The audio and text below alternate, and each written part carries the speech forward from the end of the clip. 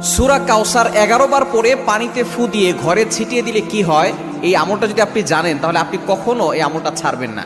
সূরা কাউসার হচ্ছে পবিত্র কোরআন কারীমের ছোট্ট একটি সূরা। 114টি সূরার ভিতরে 108 নম্বর সূরা হচ্ছে সূরাতুল কাউসার। মাত্র 3টি আয়াত রয়েছে এই সূরার ভিতরে। যদিও সূরাটি ছোট্ট, তবে এর ফজিলত অনেক বেশি। আপনি যদি সূরা কাউসার 11 বার পড়তে পারেন, কিভাবে আমল করবেন আমি বলে দিব, তবে কি কি উপকার পাবেন সেটা আমি বলে দিচ্ছি। নাম্বার 1, 1 নাম্বার হচ্ছে এই আমলটা করার মাধ্যমে আল্লাহ তাআলা আপনার ঘরের সকল অভাব দূর করে দিবেন। দ্বিতীয় নাম্বার হচ্ছে আল্লাহ পাক রব্বুল আলামিন আপনার ঘরের ভিতরে বরকত দান করবেন।